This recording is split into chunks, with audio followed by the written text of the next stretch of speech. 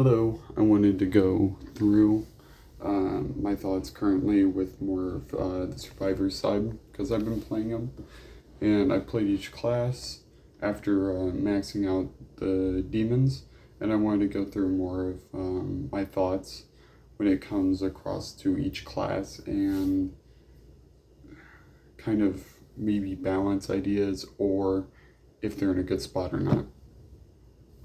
So starting off at the top of the list, we have the leaders with Leader Ash. Then we have Annie, and then we have Lord Arthur. Currently, Lord Arthur, if I'm correct, is bugged where his ability affect gun damage as well, which is not meant to be a factor. But all that concluded, I would say that a lot of the characters that come in a leader class I would consider either okay. They are very varying. So unlike Lord Arthur, I would consider pretty low tier currently. Why not just play a warrior? Then you have Annie. Annie is pretty good until the end game because balance bar is not going to do much to a boss at end game, but it's still good damage. However, your hunters are already doing a ton of damage. And then we have the good old leader Ash, who I currently think is the best among all the leaders currently, having the ability to deal up to 30% more gun damage after dismemberment or finishers, which is pretty easy to do. Hook him up with a sledgehammer or a chainsaw. And not only that, he also has the balance bar damage that he's able to do. He's able to do some really nutty stuff, which help out later in the game compared to the other two characters. And I would say, at least leader-wise, something that I think that would be really cool for them to add is on aura ability activation for fear levels to lower. I think it would be really good and fitting for the class. They are already specialized in fear reduction, and maybe causing it where they can also lower the other teammates' fear reduction as well. It seems very cool. It would make them more of a support of fear management rather than like health, and it would be a pretty cool dynamic I would love to see. Going off to Warrior, you have Scotty, you have Warrior Ash, and you have Henry the Red. I would say, as of currently, they are all in pretty decent tiers. Scotty is easily the worst among them, having the worst abilities. If you don't know, the bonus that they get to the damage, balance bar damage and everything from weapon specialty and hunter is only 5%. So you don't have to use these weapons on them. It just can help, I guess. You could still use sledgehammers, you can still use you can still use the lumberjack axe, which is a good weapon. So I want to start off with the lowest tier, I would say, which would be Scotty. Scotty's abilities, collateral damage, it's fine, I guess, if you're finding Necromancer. Then you have his main ability, in which he'll deal damage in an aura around him, which is alright. It's weaker than Warrior Ash's passive, and it's kind of dumb in that way where it's just a weaker version of it. My main suggestion is just buff that on him. Maybe make it where balance bar damage increase. Maybe it increases his damage whenever he activates it. It'd be super cool to have. I'd love to see that. Maybe attack frequency is increased, so now you just have him swinging extremely fast. It'd be pretty cool. Then having to go up, I would have to say, at least for me personally, I'd have to say Warrior Ash is the second in the middle of it. Warrior Ash's main ability is insanely good. It's basically gives everything damage reduction, damage increase. It makes him heal. It lowers his fear. It does like everything. And his ability, he can gain shield. Whenever he loses a bar of shield, he'll do 125 damage, and he's proficient in the chainsaw. Again, 5%, you're not required to use it, it'll just help, I guess. If you still are going to want to pick up a higher rarity item, it'll help. Depending. I don't think you're going to want to pick up a blue knife over a chainsaw. Anyways, the reason why I would say he's lower than Henry the Red, at least currently, is because Henry the Red is a lot more support and helpful compared to Warrior Ash. A lot of time you can see a Warrior Ash literally just run away from the entire team, and he'll survive, but it's kind of that, like, he has nothing really benefiting the team. Kind of like Scotty. I mean, yeah, he's dealing damage. He can solo bosses. I don't know if he can still solo bosses in zones, but he could before. Yeah, he's just overall around good. And then we have Henry the Red. Henry the Red is extremely amazing at support. Don't mention the amazingly good warrior skill trees among all of them already. You also have the fact that Henry the Red's main ability causes him to get free resurrections and free revives. Free resurrections is just insane already. Imagine resurrecting a support Ash with like a knife and then he heals the team up, or maybe another warrior or something. Like, it's really insane on what you could do with him, and you can end up causing like ridiculous stuff. The only thing I think of that isn't free is the grab. If the boss does a grab, I'm pretty sure it kicks him out of it, which helps. I don't think he should be exactly guaranteed this, but it helps, I think. He also gains an extra bar, and he also gains more length to bar in health, which is a good route to go down, I would say. He just gains more health and shield flat, a lot more shield, especially with a Pablo. You're never running out of shield with him. And then also you have the fact that, yeah, his abilities are just flat out good. Warriors across the board, I think, are in a really good spot. I wouldn't really suggest a nerf to any of them. I like their skill trees. I think that the fact that if I haven't seen many people talk about, but if they're able to solo points and bosses still, I would kind of want to see that getting changed a little. But as of currently, I'm not seeing that, so I'm all good with it. Henry the Red, I think, easily the best among them with how viable he is to the team. Now we move down to the very questionable class in the game, which is Hunter. Hunter is home to Kelly, Kelly, Hunter Ash, Ed Gentley, and Amanda. Moving through it on weakest to strongest, I'd have to start off with Amanda being the weakest. Unfortunately, Amanda is she's basically what I like to call the queen of the blunderbuss, queen of blunderbuss.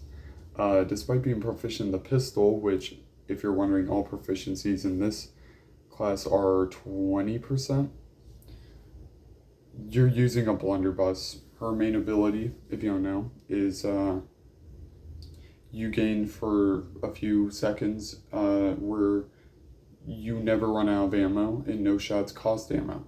So it's not like a shoot reload thing and you don't cost any ammo. Like if you're using a weapon like a crossbow, you can shoot it and there'll be like a little delay and then you can shoot it again without reloading.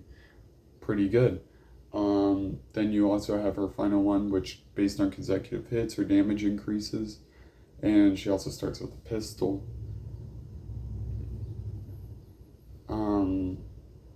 If it weren't for the fact that the Hunter tree is one of the best trees in the game, I would say I'm not as experienced in warriors currently, and I'm going to be playing warrior soon, so my opinion might change, but I don't think they're that. I think that if it weren't for the good tree, she would probably be around Lord Arthur's range. If you don't know, she's able to do over 1,000 damage for a blunderbuss and like knock out uh, Evil Ash's health bar, Henrietta's health bar and stuff. She's able to just knock down their health bar with a blunderbuss. The only issue is when her ability's not active. And you also want to be sparing because there's a very hefty cooldown on it. You're going to be shooting, reloading, and shooting, and reloading. And you're going to be constantly doing this, which makes it where she's also kind of required to do melee. And compared to some of the other characters, you're probably not leveling up melee. Right off the bat, you're probably leveling up ranged and stamina. Moving up on the list to our next character, who would be, unfortunately, Hunter Ash. Hunter Ash has probably one of the cooler, most unique abilities in the game, the Exorcist, where you'll kick a possession out of something, and if it's an elite or higher, you'll take away their infernal energy. So a lot of people have the misunderstanding that you're only going to want to unpossess basics, but because it's a 90-second cooldown, you're more than likely going to want to unpossess the boss. If you don't know, you don't gain infernal energy while you're in the boss. As far as I don't know about the Eligos with the infernal revenue gain or whatever it is. I can't remember the perk name currently. But otherwise, in normal circumstances, you're taking a lot of their duration away, which is just flat out good. You start with a double barrel and you gain proficiency in the double barrel. The double barrel is just a worse boomstick. I would say you're pretty much going to use it, and this is the one character where you're going to want to use a boomstick. Yeah, it's kind of unfortunate. However, then you have these crates through walls. If you don't know, you can typically figure out where the crate spawns are in a building. This just helps it. You will have it in situations where you'll be running through a house and you'll be like, where's this crate spawn? Oh, it's right there. And this will help out. It'll just share a little time off. Moving up to it, this will be very surprising to maybe a few people. I would say Kelly. Kelly is bugged, if I'm correct, even still, where her ability, where in combat, each second that goes by, she gains now 1% more melee damage. It's bugged, or it's misinformed, where it is actually gun damage as well, which makes it where, on like dagger steps, she's able to do like 1.5 more damage and stuff like that. It can be insane on how high her damage is. She also gains proficiency in the meat hammer, which I guess is good. Nobody picks up the meat hammer. It's not a great weapon. Then you also have her abilities, her main ability where she can dodge infinitely for I think it's 8 seconds. Infinitely dodge. And also, after she dodges, she can shoot an enemy and cause more bleed damage, which is alright. She is insanely good. Currently, I would say she's probably one of the top best characters in the game. The only reason why she wouldn't be as good as Ed, in my opinion, is I'll go on to it, but she's not nearly for as a team help as some other things. And she is insanely high damage. She has insane damage. She's able to boom and like knock out half the health of somebody, like some other hunters. But it helps. It also helps that she gets increased melee damage, which makes her really good for soloing and stuff like that. She can hold her own, especially with the 6 dodges currently. And then you have Ed. Ed is a character who, when maxed out, it's easy the best. Basic possession spam complaints. Okay, well, here's higher rarity loot. you can pretty much max out these higher rarity chests. Yeah, I just dropped more pink F for you just because I'm in the game. You might get maxed out, like, right, you might have, like, all your main things you want maxed out by the time we're even at the dagger or Lost Pages step. He's able to do that. Not to mention the fact that you're already getting higher loot, and God forbid the demon player, if a legendary boomstick or a legendary double barrel is in while there's a hunter ash or a legendary chainsaw or something spawns with a warrior ash. Yeah, I really feel horrible for that if you end up ever having to deal with that, especially early game, and you're playing like I wouldn't say warlord, but let's say you're playing like maybe necro or puppeteer. I would feel horrible for you. Not to mention, not only the fact of that, enemies have a higher chance of dropping loot. He has the crossbow efficiency, which with last chance, you're able to like one-shot enemies. Doing that, it's just insane. You can one-shot possessions. Not to mention the fact if you do get possessed, but however, under skill trees, you basically have Fear No Evil, I think, as like a tier 1 stat. It's like a tier 2 stat, and it's insanely. The fact you're able to get it that quick is insane. I would say that as other things, I would say he's pretty good. His flashlight, if you're on steps with the dagger or Lost Pages, or even towards the end with the dark ones, and you're able to take out traps, ridiculous. It is honestly ridiculous. I can't say nothing more there. No traps, no guaranteed damage, no more troops. Goodbye, Necro. Stuff like that. Moving on to support. Support is actually my favorite class, I would say, currently. And I think they're really well designed. Hunters, like, when it comes to their skill trees, I would say they nerfed already to 6 dodges and stuff, which is kind of unfortunate because you still get there's no hit guaranteed to it. I think the most you have, or did have, was like 5 hits on Puppeteer. So a lot of people just enjoy playing Warlord because it's that. Then we go to support, where in my tier list I'd have to start off, unfortunately, with Pablo. Pablo creates amulets, regenerates his amulet bar. He's invisible to the demon. He's literally the meme himself. I see no evil. You do not know where I am.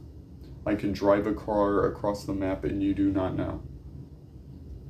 Not to mention the fact he can pick up survivors sometimes because you just won't see him and you'll be like, well, I guess he's going for the res. No, he just picked up that guy over there where you're coming from. Oh, okay. Or he'll be resurrecting and you won't know. It's like some funny stuff. I think you get a notification, but you get my point. The main issue I have with him is he's just not on par to the other support. He's a good support, especially with like Henry the Red.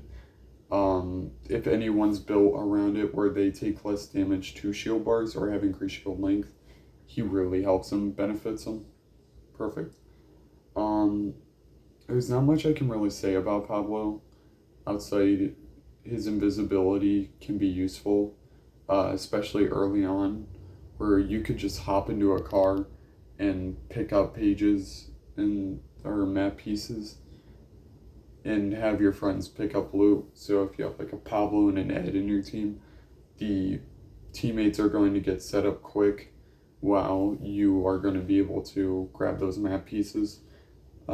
Especially as a Canarian Demon player myself, I would say that it's almost impossible because you'll be like, oh, here's 3 people, but where's the Pablo? And he just starts picking up map pieces. He's also really hard to basic possession spam if you don't find him. That's something I've noticed. Moving on, I would have to say the second best is Cheryl. Cheryl is, in a lot of beginners' eyes, the best support character in the game, and I would disagree. So, what her abilities are is she can put down the healing zone, basically free fall health in a lot of situations. Good has high, extremely high cooldown, and she's very easily able to be kicked out of it, in which she will have to deal with another like 80-second cooldown. Um, she also makes it where she reduces teammates' fear. She gains. The weirdest one is I think she gains an increased range. I know she has an increased range, but I don't know if it's a health. But when she uses Shems or when she uses Shems, she has I think an increased range and increased and she'll lower fear levels. She's just good. She also starts off with an extra Shems. Yeah, she's alright. She's your stereotypical easy healer to learn. Um, I would say her main issue is that you can kick her extremely easily out of it, and yeah, I would say now we have to talk about the best one, which would be a meme himself in some tier list, which would be Support Ash. Support Ash is currently my favorite survivor, without a doubt. I literally called him useless for like the beginning for 3 weeks after the game came out, and I just learned he's insanely good. He's a brawler healer. If you buff him around health and stuff like that, you will be able to heal your team. If you have the knife or the spear, you're going to be hitting targets and healing your team insanely fast.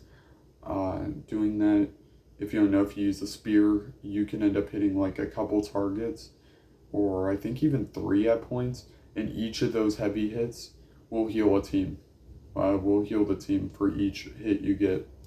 Where the knife is insanely fast, healing, and stuff like that. He's insanely good, I will argue. Um, Moving through the what I suggest change, I would say the one thing that I wouldn't say it really needs a change or anything. I would say the only thing out of all of them is I want to see Pablo maybe a little more stronger. Maybe his ability to regen a shield bar affects everyone, in which I would absolutely love it. People are, all teammates near him actively gain shield up to 1 bar. Really good idea. But yeah, that's me going through the different characters, where I would place them best to worst, and if there's any changes. I'm curious if anybody else has ideas. Right? See ya.